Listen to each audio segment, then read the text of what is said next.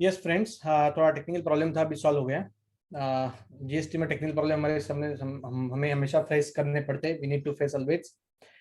So validity is there. So for 200 kilometer 1 day, so goods are moving from assuming Pune to Nasik.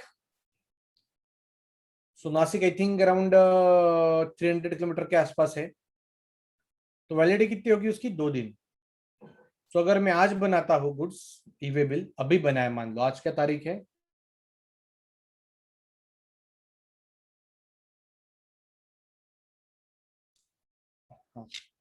सो 18 तारीख है आज। सो दोस्तों validity कब तक होगी? I am sending goods to Nashik, tax invoice is there, e-way bill is there. So e-bill validity will be up to what date and time? Please reply.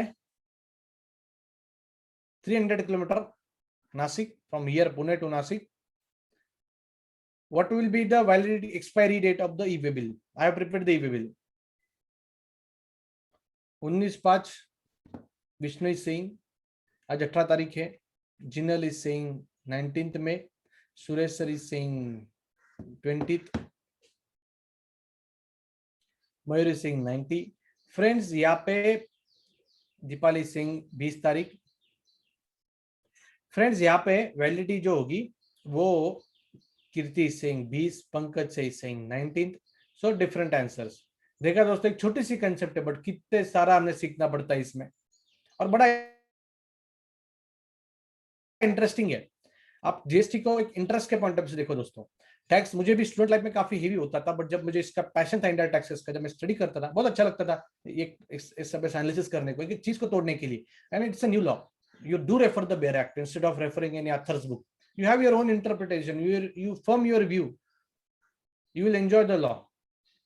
So friends, यहाँ पे खुद ही क्वेश्चन फॉर्म करना चाहिए कि यार इस केस में क्या हो सकता है, उस केस में क्या हो सकता है, आपको आंसर मिलेंगे।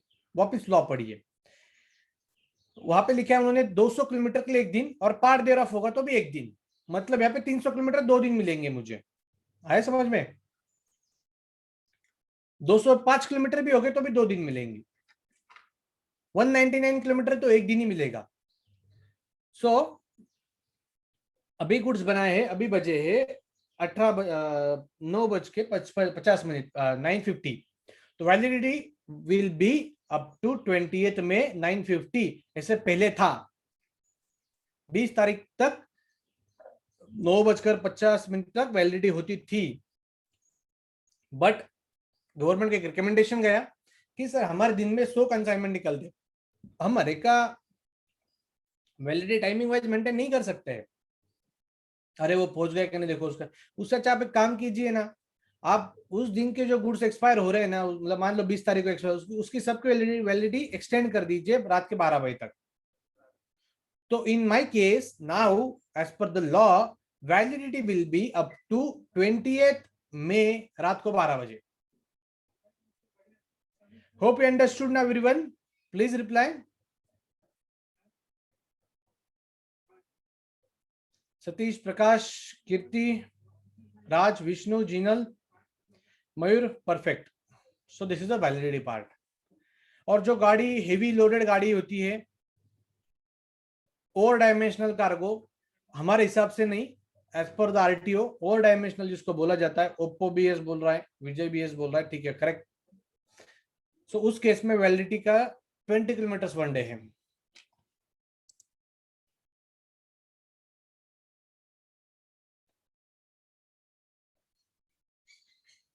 एक्सटेंशन के बारे में दोस्तों ऐसा है कि हम एक्सटेंड कर सकते हैं एक्सपायरी के 8 घंटे पहले या एक्सपायर होने के 8 घंटे बाद, उसके बाद नहीं कर सकते।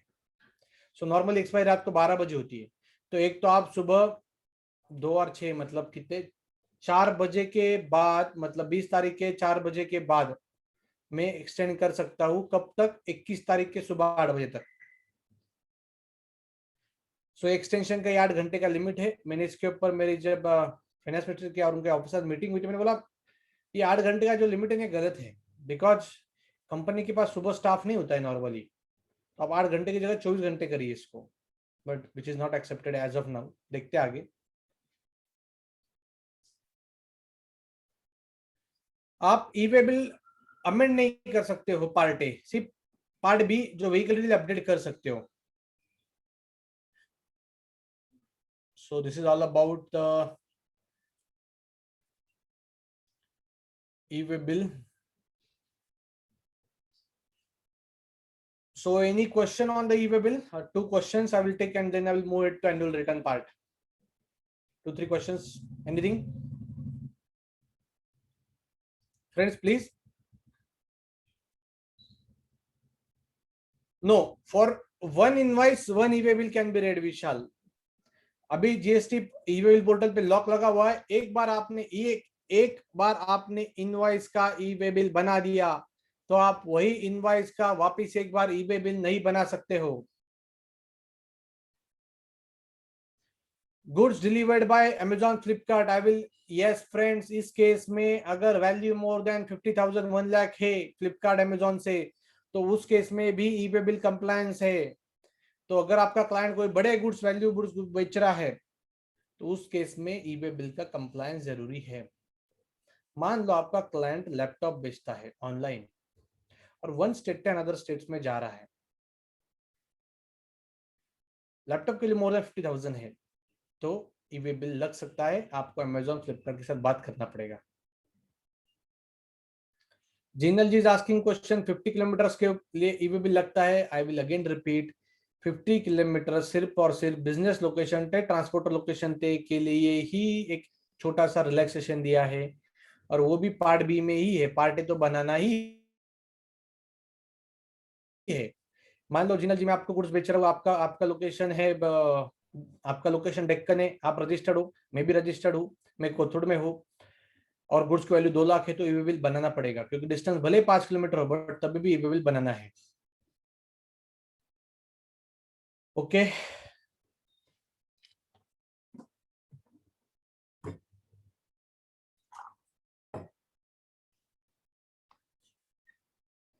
जॉब और service, what value we should consider for e-way bill? Friends, service के केस में आपको वैल्यू ऑफ गुड्स कंसीडर करनी है, ना कि वैल्यू ऑफ सर्विस. सर्विस के इंडस्ट्री में जब भी कुछ मूवमेंट ऑफ गुड्स हो रहा है, Anish is asking a question, so in that case value of goods needs to be considered, not the value of service, because ultimately ये भी जो सब कुछ रेगुलेशन है ये for the purpose of goods है, गुड्स के वैल्यू के लिए है.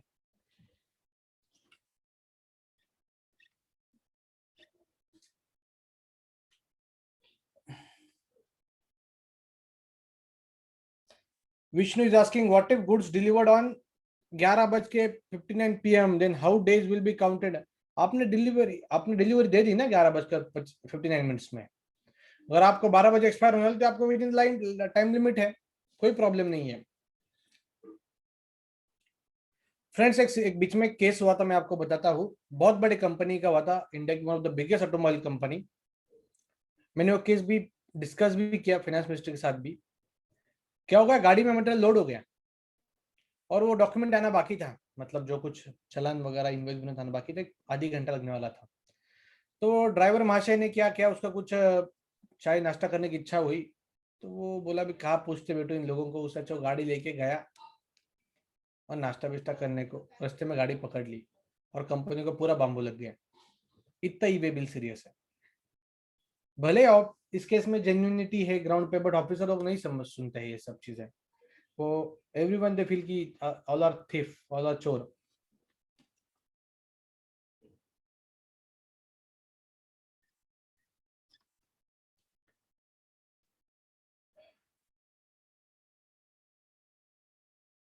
Yes, Chetan, value is 1 lakh.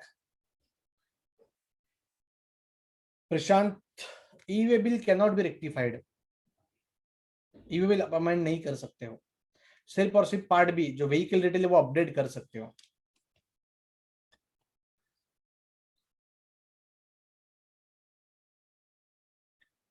हाँ, ई-वे बिल कैंसलेशन का ऑप्शन है, 24 आवर्स में, 72 आवर्स में आप कैंसिल कर सकते हो. So I think we'll now start our another topic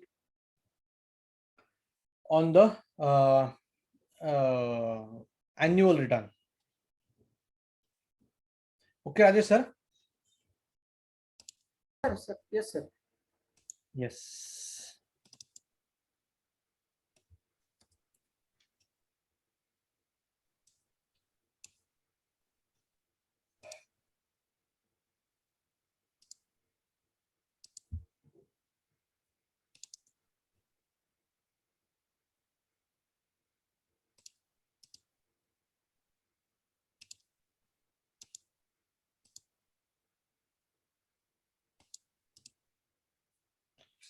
yes friend,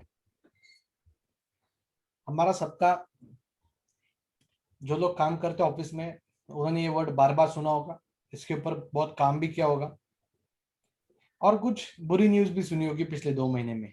सुनी है क्या नहीं सुनी है? Reply in chat box. Bad news for the, और डिसअपॉइंटिंग न्यूज क्या है जिनल जी? वो disappointing news Pranali, yes, what is it?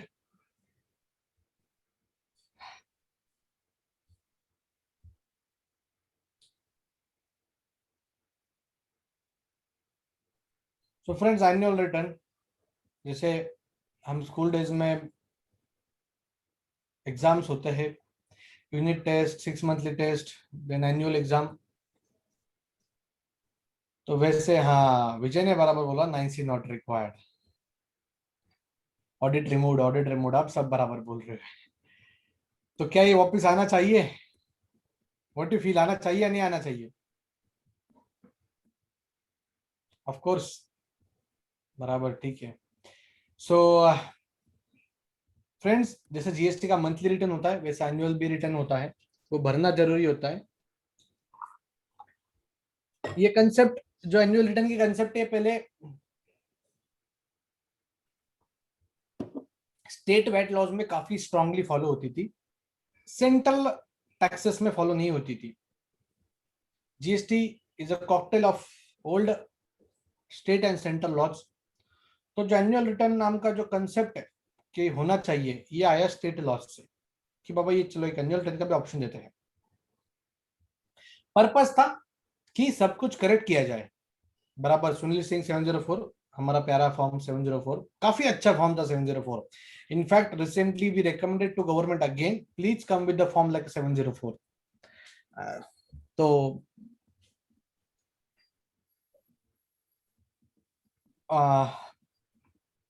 मैं क्या बता रहा था, हाँ, कि to correct everything, to report all the figures properly, there should be an option to consolidate everything and to give a correct picture of the business, because GST में हम transaction wise reporting करते हैं, गलतियां हो सकती है। GST so strict law कि it feels that human can not make an error.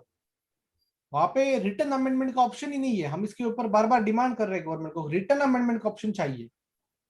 आप आपके आईटी सिस्टम को कैसे करना है वो देखिए, बट रिटर्न अमेंडमेंट का ऑप्शन चाहिए।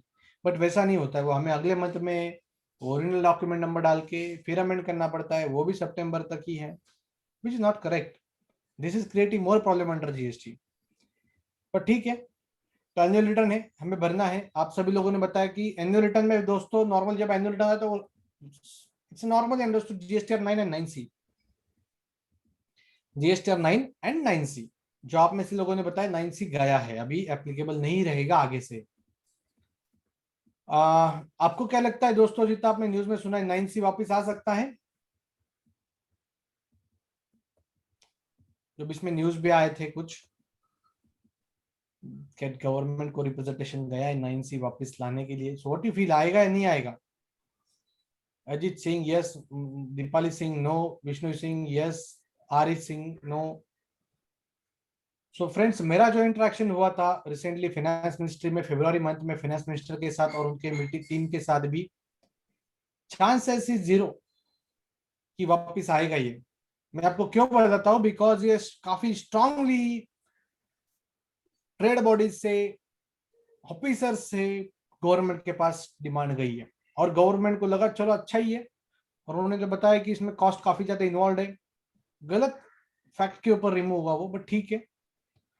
तो आई डोंट फील कि ये आएगा वापस। और ये जब हुआ उसके बाद बहुत सारे बॉडीज ने अप्रिसिएशन, ये बलाना बलाना किया, ट्रेड वाले बोले अच्छा हुआ, हमारा बहुत खर्चा होता था, ये लोग बहुत फी लेते थे, तो बहुत अच्छी बात की गवर्नमेंट ने।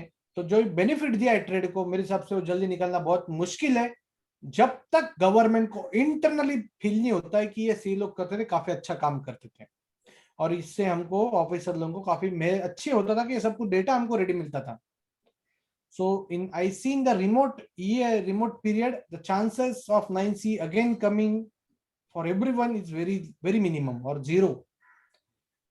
4-5 साल बाद शायद गवर्नमेंट को अगर वापस एक बार लगता है कि नहीं यार होना चाहिए, गवर्नमेंट की तरफ से आएगा, हम कितने बोलेंगे तो नहीं समझ में आएगा। जब उन्होंने रिमूव किया, we were already one stakeholder, but they still remove it because they feel नहीं यार नहीं जरूरी, कुछ नहीं, ये लोग सिर्फ एक्सटेंशन मांगते हैं और खर्चा हो रहा है। बट जब ऑफिसर लोग भी जब चेक करेंगे, अभी तक चेक ज्यादा नहीं हो रहा है, बट जब होगा उनको समझ में आएगा, ये जो सी लोग डेटा बनाते हैं, सीआर प्रोफेशनल लोग वट एवर मे बी, ये काफी अच्छा होता है एंड अभी नहीं मिल रहा है वैसा डेटा।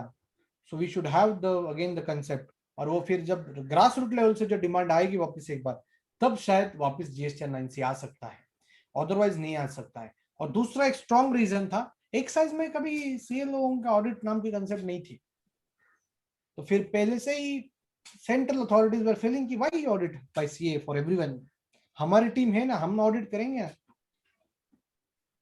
सो अगर आपके मन में कुछ आशाएं हैं तो मैं उसको क्लैरिफिकेशन दे रहा हूं based on my real interaction with the people at the finance ministry. चलो अभी आते हैं एनुअल रिटर्न के टॉपिक के ऊपर। हाँ फ्रेंड्स, व्हाट अबाउट 2021, ये क्वेश्चन सबको है कि 2021 का क्या होगा। 2021 के लिए ड्यू डेट क्या है जीएसटीआर 9 और 9C की? Deepal you are saying correct, department नहीं बनाता, डिपार्टमेंट मांगता है, डिपार्टमेंट नोटिस देता है, हमें ये दो वो दो वो दो ये दो, 31 दिसंबर, बराबर है। तो 2021 फाइनेंशियल ईयर के लिए एप्लीकेबल है या नहीं है 9 और 9C? Friends what you feel?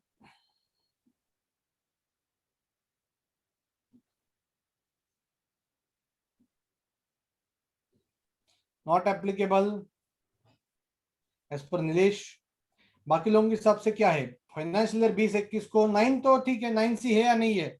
Vishnu Singh not applicable,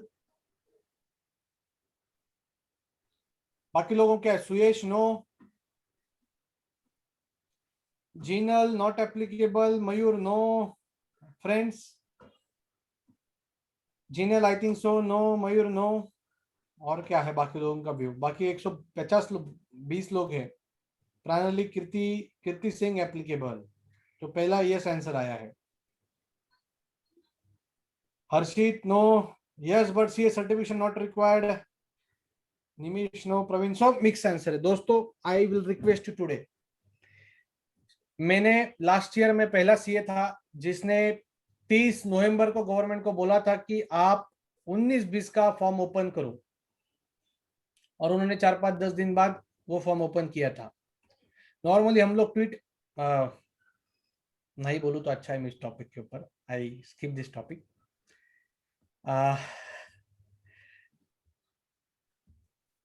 मुझे सडनली याद आया जो है हमारी तरफ से कुछ कंडीशंस। सो आई रिक्वेस्ट दोस्तों कि मैं गवर्नमेंट को रिक्वेस्ट करता हूँ इसके लिए, मुझे जो काम करना है मैं करूंगा एसोसिएशन से। So there should be a clarification on the 2021।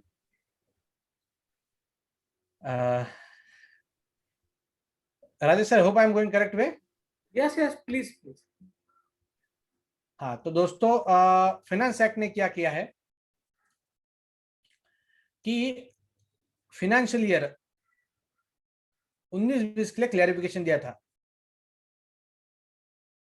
फरवरी 2021 को बजट आया, बजट में बोला गया सेक्शन 35(5) हम निकाल रहे हैं, मतलब जीएसटीआर 9C निकाल रहे हैं, बट वो प्रोविजन इफेक्टिव नहीं हुई है अभी तक भी। Friends, in GST there is a problem that act, finance act से सेंट्रल गवर्नमेंट चेंजेस करता है, स्टेट गवर्नमेंट उनके बजट से चेंजेस करते हैं, और फिर उसके बाद वो इफेक्टिव प्रोविजन हो जाती है। अभी तक 35 सेक्शन निकालने वाली प्रोविजन एक्सेप्ट तो हुई है बट इफेक्टिव नहीं है हुई है, मतलब बिल तो पास हुआ है बट स्टेट गवर्नमेंट के पास अभी तक पेंडिंग है। इंडिया में मेरे हिसाब से 27-28 स्टेट है, कुछ बाकी यूनियन टेरिटरीज है, तो वो स्टेट गवर्नमेंट को भी पास करना जरूरी है वो चेंजेस, उसके बाद फिर वो इफेक्टिव होगा। तो इस दौरान गवर्नमेंट ने फरवरी के बीच में क्लैरिफिकेशन दिया था कि 19-20 का आपको 9C करना है, 20-21 के लिए क्लैरिफिकेशन नहीं दिया था। I request to government that please at earliest give clarification and for the 2021। जिस तरह तक अभी तक ओपिनियन आ रहा है, अंडरस्टैंडिंग आ रहा है, जब ये प्रोविजन इफेक्टिव होगी तब ये प्रोस्पेक्टिव होगी, और प्रोस्पेक्टिव होगी तो 20-21 तो चला गया है, तो उसको 9C का कंपल्शन रहेगा unless and until government again relax by some of any other option. Better government should clarify this. If they clarify today that yes required, हम काम शुरू कर सकते हैं। अगर क्लेरिफाई नहीं करेंगे और हम कार्य करते रहेंगे और कल जाके अगर बोलेंगे कि नहीं रिक्वायर्ड, तो सब वेट्स एफर्ट्स पानी में चले जाएंगे। ये बहुत बार होता है, जीएसटी में देखा है। They should clarify it. Already through western Maharashtra practitioner association we have sent a letter 15 और 20 डेज बिफोर कि आप इसके ऊपर क्लैरिफिकेशन दीजिए 20-21 का क्या करना है कि नहीं करना है। करना है तो हम प्रिपरेशन कर सकते हैं, तो फिर एक्सटेंशन नहीं मांगेंगे ना बार बार। होता क्या है कि एक क्लैरिफिकेशन अगर आता है फॉर एग्जांपल 1-2 महीने बाद, टाइम कम बचता है प्रिपरेशन के लिए। 1-2 महीने बाद क्लैरिफिकेशन आएगा नॉट रिक्वायर्ड, तो फिर हमने मेहनत की पानी में चली जाएगी। So we also don't want extension, but better clarification should be there. I also, when I had a discussion with the finance ministry, I told him that we also do not want an extension. You should give a possible dates and there should be time to time clarification, क्या करना है नहीं करना है, करना है। So आप government 20-21 के लिए क्लैरिफिकेशन कुछ ना कुछ जल्दी देंगे। Till time there is no clarification, we all are in the confusion. What I have did, I have started the work. एक जितना कर सकते हैं सभी क्लाइंट का थोड़ा थोड़ा काम शुरू कर दिया है, मतलब हमने कि वो वापस एकदम लोड ना आ जाए, क्योंकि I always try to follow the due dates. Due dates हमें कभी एक्सटेंड करना ही नहीं, क्योंकि एक्सटेंड करते तो हमारा ही काम बढ़ता है, हमारा ही लोड बढ़ता है। बराबर है, जैसे आप में से स्टूडेंट है, आपकी ड्यू डेट बढ़ गई, आपका प्रिपरेशन सब हुआ है, तो थोड़ा सा लेजीनेस आता है। ड्यू डेट जब बढ़ती है तो क्लाइंट के पास भी लेजीनेस आता है। सो बेटर ड्यू डेट में ही काम हो जाए, और अच्छी बात होती है काम हो गए तो फी का इनवॉइस रेज कर सकते हैं, पैसे मिलते हैं, so you will be rewarded. So this is what I am following. We already started the work, at least compilation करना, सब कुछ करना, थोड़ा थोड़ा हर एक चीज का क्लाइंट का काम हमने शुरू कर दिया है।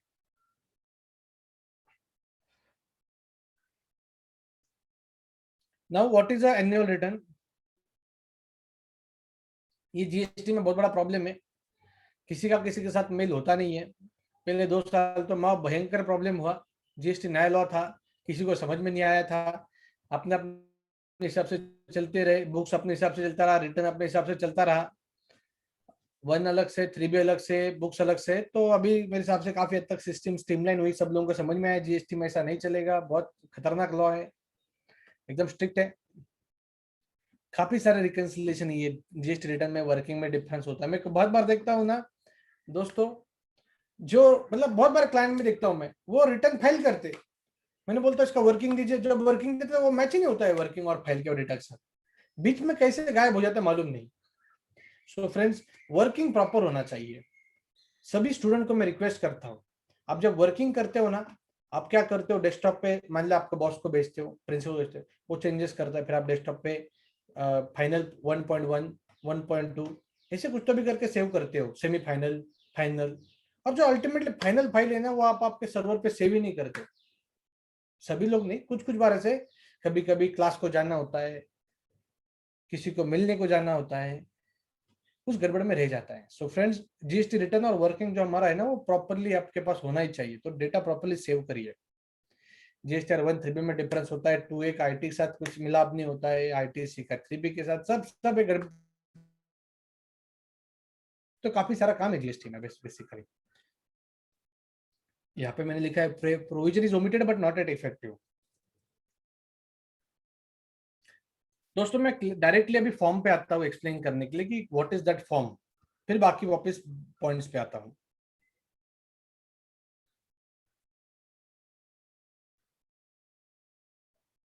Yes, Rajesh sir, you are saying correct. I believe CS students are more focused than any other course of student. Right? हम जैसी मेहनत शायद ही कोई प्रोफेशन के स्टूडेंट करते होते हैं. कितना डेडिकेशन होता है सुबह 7 बजे से लेकर रात को 12 बजे तक. So I really appreciate that as well. But मेरा इसलिए एक रिक्वेस्ट था कि डेटा सबने सेव करना चाहिए सो दैट आपका प्रिंसिपल सफर ना करे.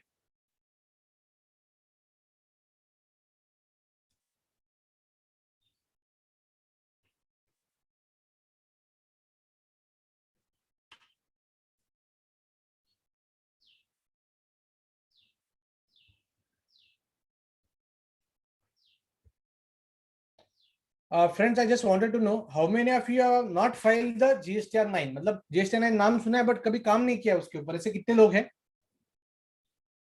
Please reply.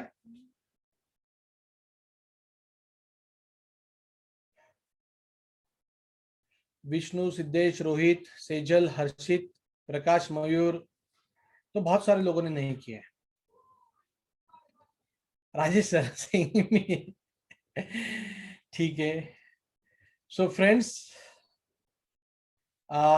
एक कंसेप्चुअली हमेशा हमें क्लियर होना चाहिए कि ये फॉर्म क्या है. फॉर्म का स्वरूप बदलेगा, फॉर्म बदलेगा, फॉर्म में अमेंडमेंट आएंगे, बट हमें कॉन्फिडेंस होना चाहिए कि फॉर्म है क्या बेसिकली, इसका पर्पज क्या है, ये क्यों लाया गया है. शुभम, ओप्पो, तो आप सब लोगों ने नहीं किया हुआ है.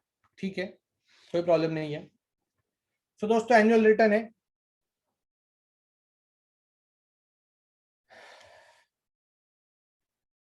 Whether pure agent reimbursement is a part of annual turnover. Chetan, pure agent का जो कंसेप्ट होता है उसके ऊपर टैक्स नहीं लगता है बिकॉज वो टर्नओवर का पार्ट ही नहीं होता है. अगर प्योर एजेंट के सभी condition as per the rule, rule क्या है वो, आई थिंक मुझे याद नहीं आ रहा है अभी, बट उसके हिसाब से सेटिस्फाई होते होंगे. फ्रेंड्स, एग्जाम में अगर आपको रूल याद नहीं आता है ना तो as per the given rule बोलते जाइए. मतलब गलत भी नहीं होगा. कभी कभी मेरे जैसा अगर एग्जामिनर चेक करेगा और मुझे 2-3 रूल याद हो गए तो मैं बोलूंगा ये रूल गलत लिखा है इसने, मैं एक मार्क नहीं दूंगा. तो प्योर एजेंट का अगर रिइंबर्समेंट है, सब कंडीशन सेटिस्फाइड है तो आप टैक्स नहीं लगाओगे. नहीं लगाओगे तो टर्नओवर में आएगा ही नहीं, अलग से लिखना है आपको.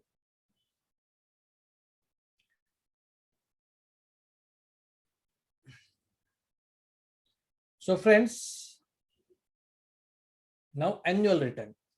नेम सजेस्ट कि हमें इसमें सब कुछ एनुअल का डेटा देना है, सब कुछ करेक्ट डेटा देना है. तो इसमें डेफिनेटली गवर्नमेंट. प्रवीण, रेडमी, प्रणाली, आप हाथ ऊपर करें मतलब कुछ अलग नहीं ना, आप हाथ दिखा रहे हो मुझे. आई होप अगर कुछ है तो आप चैट पे मैसेज कीजिए.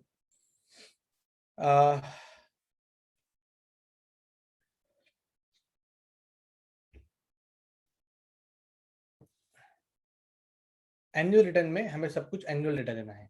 एनुअल रिटर्न का मतलब क्या, सेल्स और परचेस का दोनों का. ये जो फॉर्म बनाया था ना, इसमें कुछ कुछ डिटेल इतने सारे मांगे थे गवर्नमेंट ने, बहुत ज्यादा. मैं आगे आऊंगा ना तो आप भी मतलब जिन्होंने नहीं देखा है फॉर्म कल उनको दिखाता हूँ ना. बाप रे, इतना कुछ मांगा था इन्होंने. HSN, composition, जॉबर, good set on approval basis, आपका रिफंड कितना आया है, आपको अपने टैक्सेस डिमांड नोटिस कितनी आई है, सब कुछ. मतलब टेंशन आ गए थे फॉर्म देख के सबको. पहले इतना कुछ देना है. ये फॉर्म एप्लीकेबल है दोस्तों, ये नहीं गया है, ये रहेगा. इसमें कुछ चेंजेस हो सकते हैं, वेरिएशन हो सकते हैं. गवर्नमेंट का एक बॉडी सोच भी रहा है कि ये फॉर्म में थोड़ा वेरिएशन किया जाए, ये फॉर्म को थोड़ा फ्लो ठीक नहीं है. ये बात सही है दोस्तों, ये फॉर्म को फ्लो ही ठीक नहीं है. मेरा फर्म व्यू है इस फॉर्म में फ्लो नहीं है. Government need to rectify the flow. Of flow मतलब क्या है, जिन्होंने 704 पढ़ा भरा है उनको एक फ्लो मालूम है, या जिन्होंने नहीं भी भरा है तभी उनको लगता है 7 इस एनुअल रिटर्न में ना थोड़ा सा ऐसा कुछ रिजल्ट नहीं आता है. रिजल्ट भी आना चाहिए ना फॉर्म भरने के बाद. बाबा अल्टीमेटली मेरे को भरना ही नहीं भरना है, वो आता ही नहीं अमाउंट, वो तो मुझे मेरे मन से भरनी पड़ती है. वैसे नहीं होना चाहिए.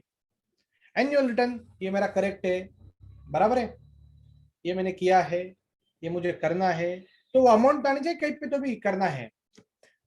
और एनुअल रिटर्न में दूसरा एक चांस होना चाहिए रेक्टिफिकेशन का, वो तो पूरा ही मिसिंग है. तीसरा इस एनुअल रिटर्न का प्रॉब्लम है, यह एनुअल रिटर्न बोलता है कि आपको जो लायबिलिटी आएगी ना, अगर मान लो कुछ है तो आपको पूरी की पूरी आपके कैश लेजर से भरनी है, मतलब आपके पास क्रेडिट बैलेंस होगा तो भी नहीं भरनी है। क्या ये सही है? मान लो आप एनुअल रिटर्न भर रहे हो 2021 का आपके क्लाइंट का, जो बेचारा ऑलरेडी फाइनेंशियल प्रॉब्लम में है, उसके पास लगभग 1 करोड़ का क्रेडिट है, और आप देखते हो यार इसने तो कुछ लायबिलिटी भरी नहीं है, 10 लाख का लायबिलिटी आ रहा है। एज पर दिस फॉर्म आपको कैश में ही भरना जरूरी है। क्या ये सही है? Hope you understood my question. गलत है, बराबर है, बट ये फॉर्म बोलता है। दोस्तों मैं आपको इसका इंपॉर्टेंट चीजें बताता हूँ, बाकी फिलिंग द ब्लैंक्स करना तो सीए स्टूडेंट वैसे भी राजेश ने बताया कि we are very hard working and हमें सबसे ग्रास्प हो जाता है उसमें क्या सेल्स है, B2B है, B2C है, एक्सपोर्ट, जीरो रेटेड वगैरह वगैरह, वो तो आप कर सकते हो। Harsha Singh repeat the question. Okay, मेरा क्वेश्चन ये है कि एनुअल रिटर्न फॉर्म क्या बोलता है। अगर ये फॉर्म भरते हो सीए स्टूडेंट को, उनके प्रिंसिपल को, क्लाइंट को, सब डेटा जब बनाते हैं, जब वर्किंग करते हो, लगता है कि यार मेरी तरफ से कुछ लायबिलिटी रह गई है पे करना, जो अमाउंट फॉर एग्जांपल आ रही है 10 लाख, बराबर है, बट टैक्स पेयर के इनपुट टैक्स क्रेडिट लेजर में ऑनलाइन लगभग 1 करोड़ का क्रेडिट बचा हुआ है, बराबर, 1 करोड़ का क्रेडिट बचा हुआ है, करेक्ट। तो क्या वो 10 लाख की जो एडिशनल लायबिलिटी है, क्या वो हम क्रेडिट लेजर से भर सकते हैं या नहीं भर सकते? क्या वो कैश में ही भरनी चाहिए? As per the GSTR 9 form आपको कैश में ही भरनी है, मतलब ऑलरेडी 1 करोड़ का मेरे पास क्रेडिट पड़ा हुआ है, लॉ बोलता है नहीं आपको कैश में भरनी है, बट मेरे पास पैसे नहीं है। सो क्या ये सही है? What you feel friends, is it correct और नॉट? क्या मैं GSTR 9 में क्रेडिट थ्रू भी टैक्स भर सकता हूं?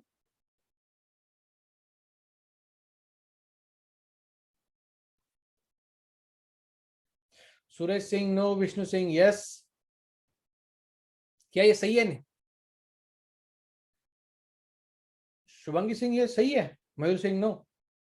दोस्तों सही नहीं ना, मेरे पास अगर क्रेडिट में पैसा पड़ा है तो मुझे यूटिलाइज करने का ऑप्शन देना चाहिए गवर्नमेंट ने, बट नहीं, कैश में बोलने भरने को बोलते। This I specifically discussed with the people who draft the GST law. I told them that this is not correct. They said नहीं नहीं, अगर मान लो 21 मार्च को उस पर्सन के पास बैलेंस कम होगा, तो मान लो फॉर एग्जांपल उनका कंसर्न क्या है, मैं आपको बताता हूँ। उनका कंसर्न ऐसा था कि 2021 की लायबिलिटी स्वप्निल, मैं बोला बराबर सर, मान लो 2021 के मार्च में उसके पास 5 लाख का ही बैलेंस है क्रेडिट का, और वो सब जो इकट्ठा हुआ है, जब आज आप एनुअल रिटर्न भर रहे हो ना, वो 2 महीने में इकट्ठा हुआ है, वो हुआ 1 करोड़। तो मैं उसको 1 करोड़ का पूरा कैसे यूटिलाइज करने को देव अधिकार? मैं बोला सर तो फिर आप कंडीशन डाल दो ना, क्लोजिंग बैलेंस जो मार्च का होगा उतना ही मैक्सिमम यूटिलाइज कर सकते हो। ठीक है, नहीं आपका नहीं, हमारा बीच वाला रास्ता निकालते। ये तो लॉजिकल है। मेरे पास अगर मार्च को 5 लाख का बैलेंस था और मेरे को उस साल का ही लाइबिलिटी पेंडिंग है, तो मुझे उतना तो आपने देना ही चाहिए, क्यों मैं झगड़ने को जाऊं? फ्रेंड्स, जिन्होंने भी क्रेडिट बैलेंस टैक्स भरा है ना एनुअल रिटर्न में, सबको नोटिस आने वाली है, और फिर झगड़ना है, बहुत सारा काम है। लॉ ही ठीक नहीं बनाए तो ये झगड़ना ही पड़ेगा। लोग भी परेशान हो गए और सब गुस्सा सीए लोग भी निकलता है, जो गलत है। I hope you understood. So I hope government भी समझेगा इस चीज को। मैंने उनको क्लियरली बताया था, फाइनेंस मिनिस्टर के सामने बताया था कि सर तो मार्च का तो ऑप्शन दीजिए ना, आप हमें मार्च तक का तो बैलेंस है ना मेरे 5 लाख रुपए, वो मैं क्यों नहीं यूटिलाइज करूं? अब मैं मुझे सबका सब क्यों कैश में भरने लगाते हो, जो गलत है। तो आगे का डिस्कशन उसके बाद कुछ हुआ नहीं, बट आई होप कि गवर्नमेंट आज ना कल इस बात को सुनेगा।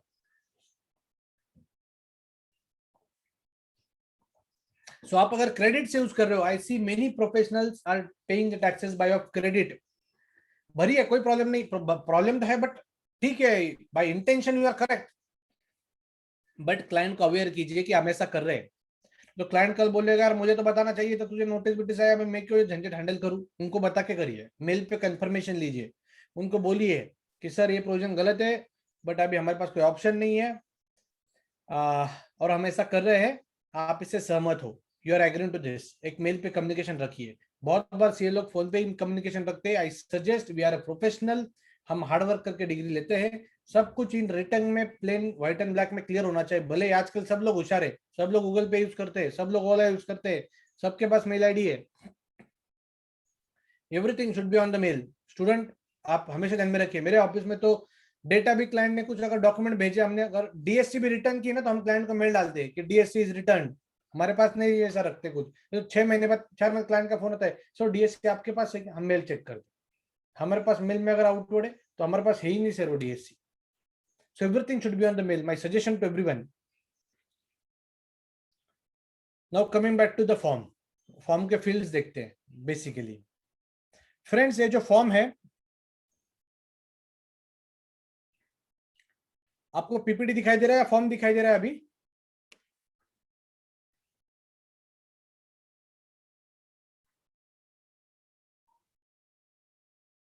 फॉर्म ही दिखाई दे रहा है, okay I think.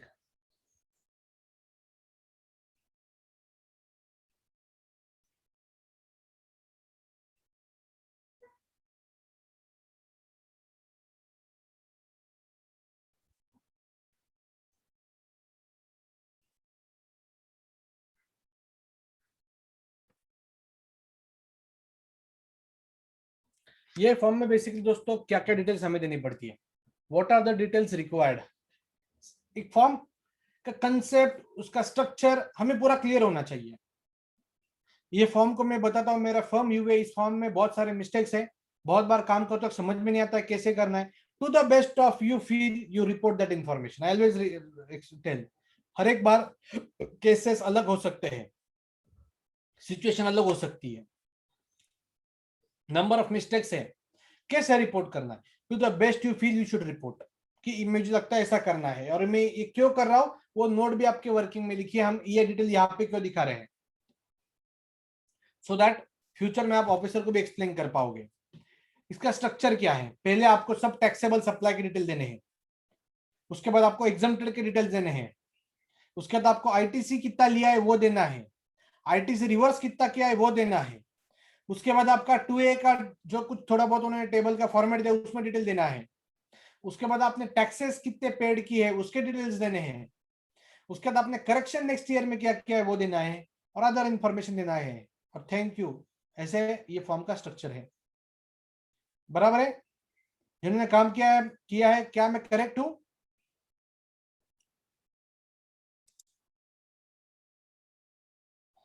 Yes, Rina is saying yes. Is it populated? Yes, it is populated. Raj, yes. Shubhangi, yes. बराबर? So friends, स्ट्रक्चर क्या है वापस रिपीट करता हूं, जिन्होंने काम नहीं किया है, पहले मुझे टैक्सेबल सप्लाई डिटेल्स देने हैं, देने मतलब उनके फॉर्मेट में, फिर उसके बाद एग्जम्प्टेड एक्सपोर्ट उसके डिटेल देने हैं, उसके बाद आईटी से कितना लिया है वो मुझे देना है, उसके बाद आईटीसी रिवर्स कितना किया है वो डिटेल मुझे देने हैं,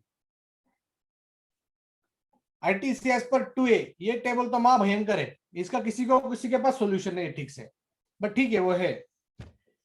details of taxes paid, correction done in next year and other information, ये इसका स्ट्रक्चर है, ये हमें मालूम होना चाहिए ऐसा स्ट्रक्चर है।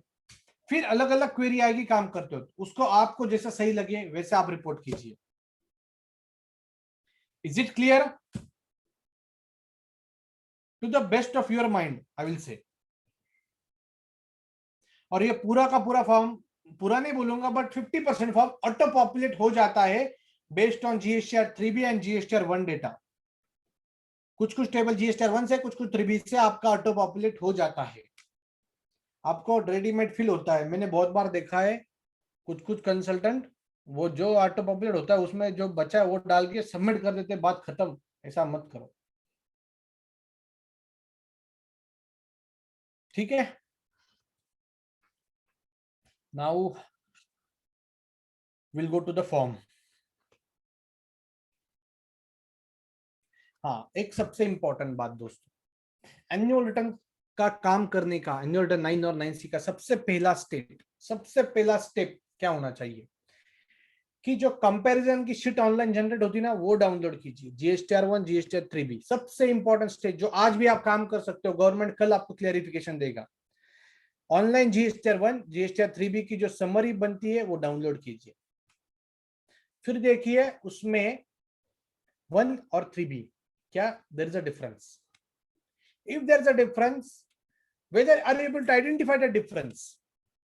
If you're able to identify the difference, you may get an audit remarks that there is some taxes not paid in 3B. That you can do, right? Sometimes there will be huge difference and working is not available. Then God will save that person. We cannot do anything. But this is the first stage. Download first step which I will suggest. हर एक का मैं procedure अलग हो सकता है, but this I follow. First download करिए. GSTR 1 GSTR 3 भी तो मैच है. देखिए दोस्तों, हम जब काम करते हैं हमको लगता है मैच होता है, कभी कभी सिली मिस्टेक हो जाती है. And there is a time limit again in GST is a so strict law. सितंबर टाइम लिमिट वेरी इंपॉर्टेंट. जैसे आपको मई और नवंबर होता है स्टूडेंट लोगों को, वैसे GST में सितंबर बहुत जरूरी है, बहुत जरूरी है. इस पीरियड को जिंदगी में कभी भूलना नहीं है. सब चीज आगे सितंबर तक खत्म हो जाती है. तो GSTR 1 GSTR 3 भी मैच हो रहा है क्या, और उसके बाद ये डेटा बुक्स के साथ मैच हो रहा है क्या, ये भी एक वर्किंग करना जरूरी है. नहीं हो रहा है तो कहां पे डिफरेंस है वो भी फाइंड आउट करना जरूरी है. वो तो कर सकते हैं. सो आई होप फ्रेंड्स मेरा फ्लो आपको सब समझ में आ रहा है. वी आर मतलब जो फ्लो से हम डिस्कशन कर रहे हैं, पहले फॉर्म का कंसेप्ट, फिर फॉर्म में प्रॉब्लम क्या है, and now we are discussing first stage क्या है. Is it okay? I hope I am not going very fast. Satish, Reena, okay. Any confusion is not there ना? कीर्ति ठीक है. प्रकाश ओके. यस. सो ये पहली फर्स्ट स्टेप में बताऊंगा, सजेस्ट करूंगा कि आप समरी डाउनलोड कीजिए, 1 3B का कंपैरिजन कीजिए, डिफरेंस आइडेंटिफाई करने की कोशिश कीजिए, बुक्स के साथ मैच करिए. एक बार आपका बुक्स के साथ मैच हो गया ना फ्रेंड्स, फिलिंग द ब्लैंक्स का काम में ये फॉर्म भरना. फिलिंग द ब्लैंक्स, क्योंकि आपके पास पूरा डेटा होता है. और Excel students, I suggest Excel में आपकी मास्टरी करो आप हर एक लोग. हमारे टाइम पे एक्सेल इतना पॉपुलर नहीं था, तब थोड़ा सा वो कुछ क्या वो ब्लैक एंड व्हाइट वाली कंसेप्ट थी, थोड़ी सी एक्सेल था बट इतना नहीं था. धीरे धीरे जब मैं स्टूडेंट था तब की बात कर रहा हूँ. आज भी स्टूडेंट वैसे GST में हर एक हम हाँ लोटस बराबर. तो आज भी हम लोग स्टूडेंट ही वैसे देखा जाए तो हर बार हर रोज पढ़ना पड़ता है. Turnover limit, yes Rasika, there is a turnover limit of 2 crore के ऊपर ही भरना जरूरी है. बट अगर कोई आपका इंपॉर्टेंट क्लाइंट है तो आप भर सकते हो उसके नीचे वालों को भी. तो फर्स्ट स्टेज मैंने आपको बताइए. Now I will go ahead.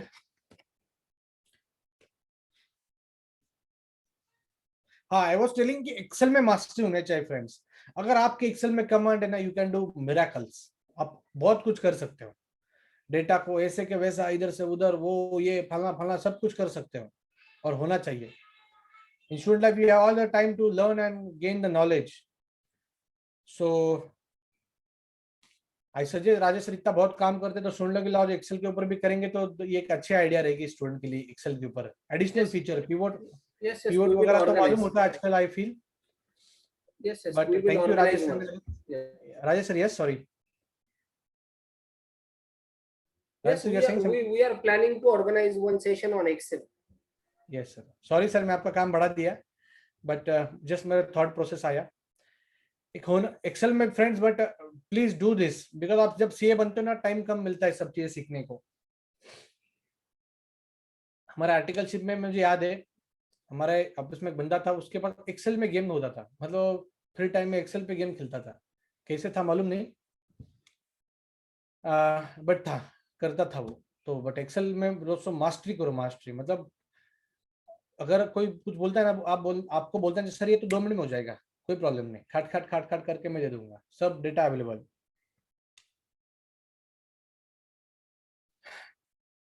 चलो आगे जाते हैं. मैं वापस फॉर्म पे आता हूँ.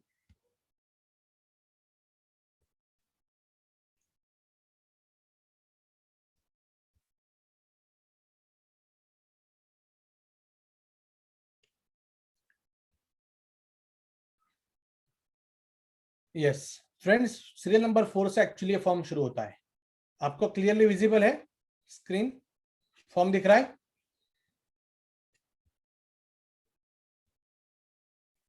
यस ठीक है. सो सीरियल नंबर 4 से फॉर्म शुरू होता है. मैं आगे थोड़ा सा पहले एक्सप्लेन करता हूँ ब्रॉडर व्यू पे. तो यहाँ पे जिनको मालूम नहीं उनके लिए यहाँ पे मुझे सब कुछ टैक्सेबल चीजें की डिटेल्स देने हैं। यहाँ पे एक ऑप्शन होता है ना कहीं पे तो भी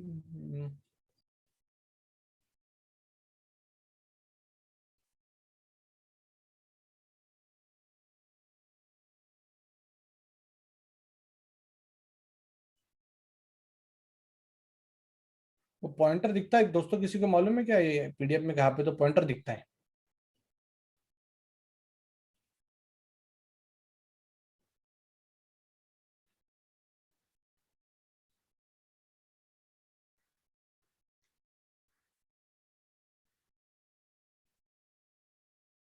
अच्छा इधर ही है।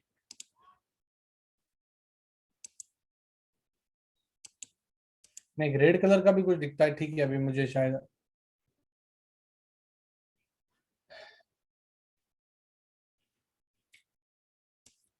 ठीक है दोस्तों। यहाँ पे मुझे टैक्सेबल डिटेल देने हैं, B2B B2C ये सब कुछ ऑटो पॉपुलेट होता है, बट जरूरी नहीं कि वो सही हो, you need to correct it if it is wrong. What I suggest कि we should fill this form as per books के हिसाब से किया हुआ अच्छा रहेगा। ये बहुत बारे व्यू चेंज होते आया है। पहले फॉर्म बना था कि आपको रिटर्न के हिसाब से देना है, स्ट्रिक्ट इंस्ट्रक्शन थे रिटर्न के हिसाब से भरो, रिटर्न के हिसाब से ही। पर बाद में उनको भी लगा कि रिटर्न से भरना है तो फिर फॉर्म का मतलब क्या है, भरना ही क्यों है, आप ही भर दो, आपके पास वैसा भी डेटा है। Pen icon on the top, किसने मुझे सजेस्ट किया है pen icon on the top? वो तो हाइलाइटर के ऑप्शन है पेन वाली।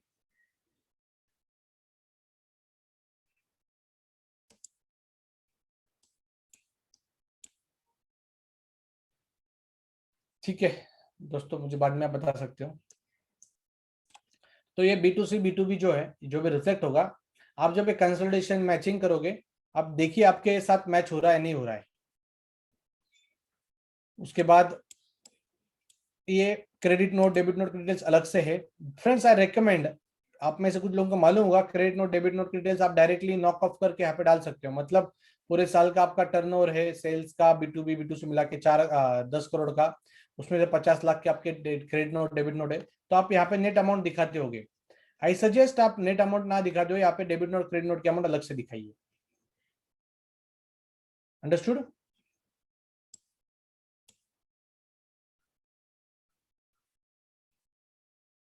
आप फ्रेंड्स में थोड़ा टाइम एक्सटेंड कर रहा हूँ, राजेश सर ठीक है ना? Yes, sir.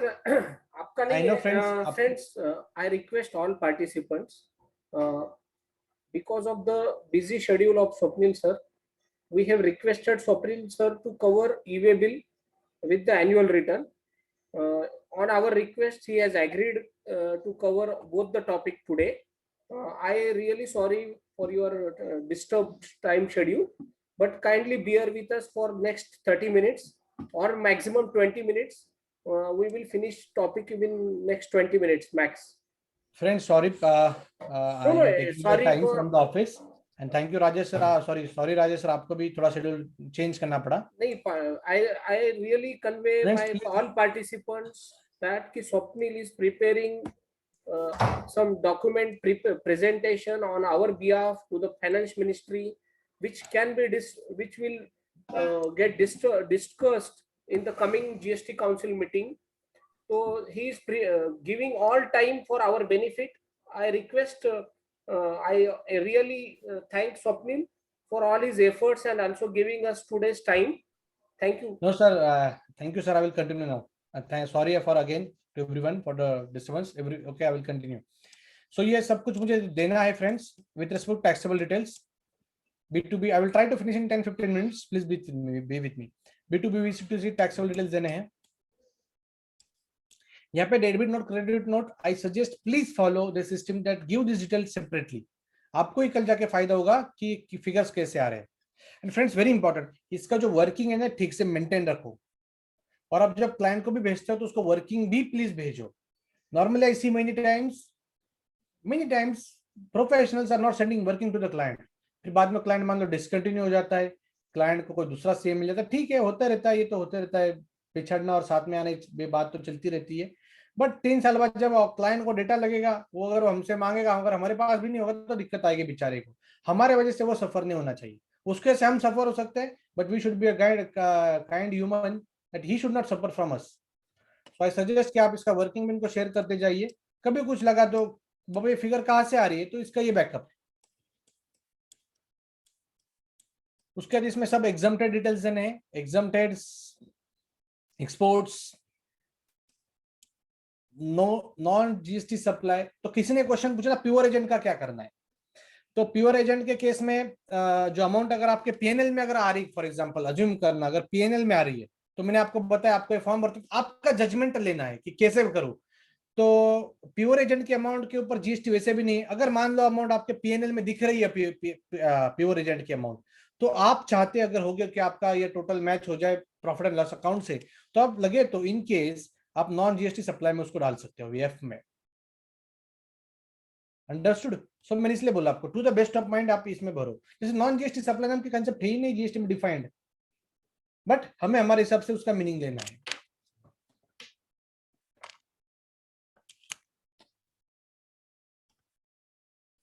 फिर एक्सपोर्ट्स के डेबिट नोट क्रेडिट नोट अलग से नीचे आएंगे। फिर यहाँ पे आईटीसी, आईटीसी में दोस्तों यहाँ पे जो हमने क्रेडिट लिया है ना, वो हमें एज इट इज आता है। टोटल क्रेडिट की अमाउंट आती है। ये देखना कि तुमने जो क्रेडिट तुम्हारे हिसाब से मैच हो रहा है नहीं हो रहा है। फ्रेंड्स यहाँ पे हमें ऑप्शन है, सेल्स में क्रेडिट दिखाओ, एक्सपोर्ट्स में क्रेडिट दिखाओ, कुछ बचा हुआ टैक्स से भरो। बट आईटीसी केस में I can not take the credit. Friends still many people, many professional feels I can take the credit in annual return. You cannot take the credit in annual return. This is the biggest drawback of this form. You cannot take any single 1 rupee additional credit. ITC आप कुछ नहीं ले सकते हो, जो है वही है, आपने जो लिया है 3B में वही फाइनल है। सेल्स आप एडिशनल दिखा सकते हो, टैक्स भर सकते हो उसका, बट आईटीसी नो। फिर आईटीसी में क्या करना है, यहाँ पे मान लो पूरे साल में आपने क्रेडिट लिया है 3 करोड़ का। Yes you can just pay, no refund no credit. आपको सिर्फ दे सकते हो, ले नहीं सकते हो। इसलिए फॉर्म के ऊपर मेरे को ऑब्जेक्शन है और सभी लोगों को ऑब्जेक्शन है। ये आपका आईटीसी आएगा। अभी इन्होंने क्या किया, आईटीसी के बाइफर्केशन मांगा, input capital good services, input capital good services, input capital good services, मतलब RCM other than reverse 9394, other RCM, other ITC, ये सब का ऐसा बाइफर्केशन यहाँ पे। I will not go into the field, you can read after से। Import of goods हुआ तो उसका इनपुट्स क्या है, कैपिटल गुड्स क्या है। फ्रेंड्स इनपुट्स आपको, मुझे आईटीसी का, आपको अगर मेरा आईटीसी का डिस्कशन याद होगा, देखो हर एक चीज को रिलेटेड है कहीं ना कहीं। आईटीसी मैंने आपको इनपुट एक्सप्लेन किया था, input means other than capital goods. So capital goods means what is capitalised in the books of accounts. तो वो आपको यहाँ पे काम को आएगा। आपके मन की भावना नहीं कैपिटल गुड्स मतलब, या अकाउंटिंग स्टैंडर्ड मेरे हिसाब से जो भी AS 10 वगैरह हुआ उसके हिसाब से नहीं, मतलब अल्टीमेटली आपको उसके हिसाब से ही जाना है, क्योंकि what is capitalised in the books is the capital goods, but what you can capitalise goods is basically suggested by the accounting standard. तो आपको मान लो आपने यहाँ पे CGST, HGST, IGST सेल्स का शायद कॉलम है, तो उसका क्रेडिट है लिया हुआ। हाँ इनजस्टिस तो है ही है, इनजस्टिस विद टैक्स पेयर है ही है। दीपाली जी तो कुछ कर नहीं सकते, ऐसा ही है, इसलिए तो हम झगड़ते सब लोग जीएसटी में। GST friends as compare to old law definitely a beautiful one, very nice law, क्योंकि पहले लॉ में बहुत दिक्कतें थी, बट जीएसटी में और अच्छा हो सकता है। जो छोटी मोटी चीजें, जो स्ट्रिक्टनेस है ना लॉ का, ये नहीं करना, वो नहीं करना, इधर नहीं जाना, उधर नहीं जाना, सितंबर तक ही करना है, ये बंद होना चाहिए। बट लॉ बहुत अच्छा है, बहुत अच्छा लॉ ये।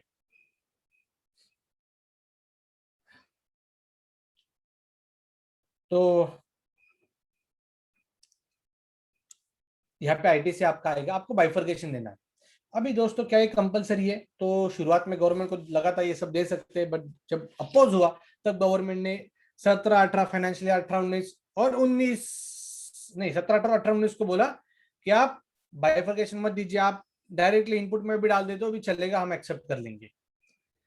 तो फिर मोस्टली सब लोगों ने वैसे ही किया। फिर 1920 में उन्होंने ऐसा बोला कि आपको अगर कैपिटल गुड्स है उसका अलग से देना है। मतलब क्या कि आपको input service capital goods, what I suggest friends in this case, मतलब what the procedure we follow, जो आईटीसी का डंप होता है, जो वर्किंग हम बनाते हैं, वो हम क्लाइंट को भेजते हैं और उसको एक कॉलम डालते हैं आगे कि आप बताइए इसमें input input services capital goods क्या है, और फिर वो रिमार्क डाल के देता है और वो हम डिटेल्स अपलोड करते हैं। सो आई सजेस्ट आप भी ऐसे प्रोसीजर फॉलो कर सकते हैं। जो भी कंपनी इनकम टैक्स 5,000 से करोड़ ऊपर है ना, 5 करोड़ के ऊपर, उनका अकाउंटेंट तो होता ही है, तो उसको काम दीजिए ना, वो करेगा बराबर, वो आता है सब, उसको देख के टैली में देख के बराबर करेगा वो। बीएसएनएल का बिल अगर पार्टी है तो वो लिखेगा इनपुट सर्विसेज, अगर राजेश अग्रवाल सर का नाम है तो इनपुट सर्विसेज लिखेगा, अगर कोई शॉप का नाम है तो वहां पे वो लिखेगा कि इनपुट है, अगर कोई मशीनरी परचेस की तो कैपिटल गुड्स लिखेगा। बट आप आपके हिसाब से करने से अच्छा उसको कंफर्म करने को बोल सकते हो, या फिर आप कीजिए उसको कंफर्म करने को बोलिए, बट ये कंफर्मेशन लीजिए। उसके बाद फिर आता है कि आपका रिवर्सल, आपने जो रिवर्सल 3B में अलग से दिखाया था वो आपको यहाँ पे देना है। 3B में जो अलग से दिखाया था वो आपको यहाँ पे देना है, या आपको अगर लगता है कि मुझे कुछ और रिवर्सल करना जरूरी तो वो भी दे सकते हो आप। बट अगर हेडिंग देखोगे तो यहाँ पे क्या लिखा है, डिटेल्स ऑफ आईटीसी रिवर्स्ड, आपने रिवर्स्ड किया है ऑलरेडी, तो वो यहाँ पे देना है। तो फॉर्म में फ्लो ही ठीक से नहीं है, या तो ऐसे लिखना चाहिए था रिवर्स और which might be incorrect ITC that needs to be reversed, ऐसे होना चाहिए था, के हिसाब से नहीं है यहाँ पे। तो ये रिवर्स मतलब हम दे रहे हैं ना, बट वो भी उनको नहीं चाहिए। As per section 17(5), section 17(5) is what friends, please recollect my discussion. 17(5) क्या है? Block credit, Rajeshwari is saying. What about others? What is it? Disallowed credit, Siddesh is saying. Rina is saying. Correct. So, अगर आपने friends 3B आप form सामने visualise कीजिए, I am sure आपने 3B बहुत बार भरा होगा। 3B में नॉर्मली हम क्या करते हैं, मान लो 100 रुपए का मेरा क्रेडिट होगा, 10 रुपए फूड का क्रेडिट होगा, फूड का, तो 90 रुपीज मेरा एलिजिबल है, बराबर है। तो अगर 3B में आपने डायरेक्टली 90 रुपीज लिया है, अगर 90 रुपीज लिया है तो यहाँ पे आपको वापस 10 रुपए दिखाना नहीं है, दिखाओगे तो 90 - 10 वापस 80 हो जाएगा वो। बट अगर 3B में आपने 100 दिखाया था, नीचे रिवर्सल में 10 दिखाया था और नेट अमाउंट आपने 90 ली होगी, तो ही यहाँ पे 10 रुपीज दिखाने हैं। I hope this is clear. फिर आते हैं अदर डिटेल्स के आईटीसी के ऊपर। ये टेबल तो महा कंफ्यूजन वाला टेबल है, इस टेबल को सबका नमस्कार है। इस टेबल के बारे में यहाँ पे जो आईटीसी की अमाउंट आती है 2A की, वो ना ही जो गवर्नमेंट के पास डिटेल रिपोर्ट आता है उससे मैच होती थी, फिर अभी वो अलग से उनका रिपोर्ट देते हैं उसके साथ मैच होती है। इस टेबल के बारे में गवर्नमेंट ने क्लियरिफिकेशन दिया है, मैं वो आप सबको बताना चाहूंगा।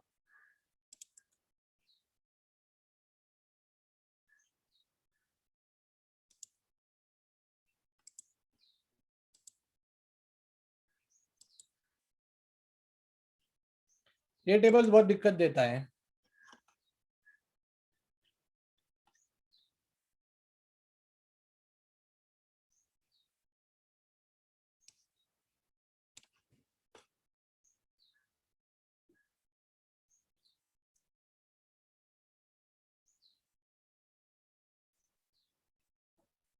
हाँ, टेबल 8D, टेबल 8D के लिए दिया है गवर्नमेंट, यहाँ पे गवर्नमेंट लिखती है टैक्स पर need not concern about the value reflected in this table, this is merely an information that government need for settlement purpose. कौन सा सेटलमेंट पर्पस के लिए लगता है, बट ठीक है, किसके साथ सेटलमेंट करना है आपको। टेबल 8D जो है, मतलब वो 2A वाला, उधर वो क्या लिखते हैं, this is merely an information that government needs for settlement purpose. So दोस्तों, अगर आप जब फॉर्म भरते हो, अगर आपको कुछ गलती हुई है पुराने फॉर्म में भी 2A में, डोंट वरी, आप ये एक्सप्लेनेशन दिखा सकते हो गवर्नमेंट को, कि गवर्नमेंट ने बोला कि फॉर्म तो कुछ ज्यादा इंपॉर्टेंट नहीं है, एक्सप्लेनेशन के लिए सिर्फ।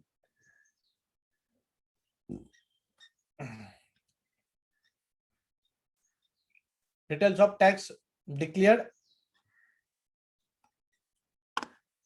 Tax payable and paid through ITC. ये पेड थ्रू कैश जो है एंड आईटीसी, ये अमाउंट आप चेंज नहीं कर सकते हो, ये ऑटोमेटिक आता है। पेबल की अमाउंट फ्रेंड्स आपको ऊपर के जो टेबल थे हमारा टैक्सेबल सप्लाई, उधर से देनी है, और पेड अमाउंट आपके ऑटोमेटिक आती है जितना आपने ऑलरेडी पे किया है। फिर बैलेंस अमाउंट तो आनी चाहिए ना, कितना भरो, वो भी नहीं आता इसमें, जो आना चाहिए। बराबर है। उसके बाद मान लो अभी मैं 2021 का लेता हूं। 2021 के कुछ ट्रांजैक्शंस थे जिसका आपने रेक्टिफिकेशन किया, जो बाद में कुछ काम किया है, भूल गए थे, अभी ध्यान में आया, तो जो अभी आप करोगे 2021 का, वो इस टेबल में आता है। Very important table number, serial number 10 and 11, बहुत इंपॉर्टेंट है ये 10 और 11। एग्जाम्पल, आपने मार्च में सेल किया 2021 में 1 करोड़ का, मार्च के रिटर्न में डेटा गया ही नहीं, आपके और डेटा गया अप्रैल के रिटर्न में, तो वो जो अमाउंट है आपकी, वो आपकी ऊपर नहीं आएगी, मतलब यहाँ पे उतना सेल अमाउंट, वो आपका आएगा यहाँ पे। आपने लास्ट फाइनेंशियल ईयर की डिटेल करंट फाइनेंशियल ईयर में जो भी किया है, तो वो यहाँ पे आएगा 1,18,00,000 रुपए। आपने कुछ अमेंडमेंट किया, आपने 1 करोड़ का सेल किया था, 1 करोड़ के ऊपर टैक्स भर दिया, बाद में समझ में आया कि रिपोर्ट करते वक्त तो अमाउंट मेरी तरफ से 2 करोड़ हो गई, जीएसटी 1 भरते वक्त, 3 भरते वक्त, तो यहाँ पे आप उसको अमेंडमेंट आपने अभी किया है, अमेंडमेंट में आप नेगेटिव में दिखा सकते हो। अंडरस्टूड। आपने डेबिट नोट क्रेडिट नोट 2021 की रेज की थी, जो 2021 के ही डेट की है debit note credit note, but आप भूल गए दिखाना और वो आप अभी दिखाते हो, तो यहाँ पे आएगा। बट आपके 20-21 के ट्रांजैक्शन है, डेबिट नोट की डेट आपकी 21-22 की है, डेबिट नोट की डेट 21-22 की है, तो यहाँ पे नहीं आएगा, क्योंकि डेबिट नोट की डेट ऑलरेडी 21-22 की है, तो वो 21-22 के एनुअल रिटर्न में आएगा। फ्रेंड्स, एक्सपोर्ट अगर आप अगले साल में दिखाते हो तो कहां पे दिखाना चाहिए? व्हाट आई फॉलो, देखो मैंने बताया इस फॉर्म को फ्लो नहीं कोई तरीका है ठीक से। एक्सपोर्ट में कुछ मिस्टेक होती है तो मैं एक्सपोर्ट में दिखाता हूँ करेक्ट अमाउंट, क्योंकि उसमें वैसे भी टैक्स नहीं है। यहाँ पे अलग से क्यों दिखाना है? क्योंकि टैक्स के इम्प्लीकेशंस आते हैं। व्हाट वी डू, एक्सपोर्ट होता है तो मैं ऊपर ही दिखा देता हूँ उसको करेक्ट अमाउंट। फिर उसके बाद ये जो पेबल और पेड है, ये आपको यहाँ पे दिखाना है, पेबल और पेड में, उसके नीचे वाले टेबल में। ये जो इन्फॉर्मेशन है फ्रेंड्स, ये रिलैक्स की है मेरे हिसाब से। शायद ही पूरी इंडिया में अगर 10 लाख फॉर्म फाइल होते होंगे तो उसमें शायद ही कोई 1% लोग होंगे ये भरते होंगे। ऑप्शनल है, नहीं किया तो भी चलेगा, रिफंड विफंड की डिटेल्स ये भी ऑप्शनल है। HSN समरी भी उन्होंने ऑप्शनल कर दी है। And this is all about this form. यहाँ पे उन्होंने लिखा है true and correct, everything is true and correct to the best of my knowledge, nothing has been concealed. So with this, I conclude my session. Thank you, participants. I extended your time still almost, even because of the office, still the participant is there. So thanks to all of you. Thanks to Gita Parivar, Rajesh sir, for accepting my request, for rescheduling the everything. And friends, every GST, we need to keep on learning. Even after this session, keep updating. Every day, just update your knowledge. GST is still in the new law, so it will help you. Again, thanks to Gita Parivar. With this, I conclude my session, sir. Thank you, sir. On behalf of all participants and Giti Parivar, I should thank Swapnil for scheduling today's session in his busy schedule and elaborated each and every concept nicely. Even though time constraint, he has not left any concept behind. If you still have any practical difficulty or any issue, you can contact me on my WhatsApp number. First, share me the query. Then we will, as per our schedule, we will discuss it personally. But don't call please directly. Instead, you just text me on the WhatsApp. I like to have a discussion, but after considering your query, I will discuss with you. Swapnil sir, thank you. Thanks a lot for all your session and helping me to structure this session. We will definitely conduct one session on Excel. We are contacting best faculty to arrange session on Excel, and shortly we will schedule that. Thanks to all. Thank you, sir. From your schedule also, every day you are taking all these sessions. So a lot of pain and efforts from your side. It's very difficult कि आप हर रोज सुबह ये करते हो, बाद में बाकी सब चीजें हैं. So thank you.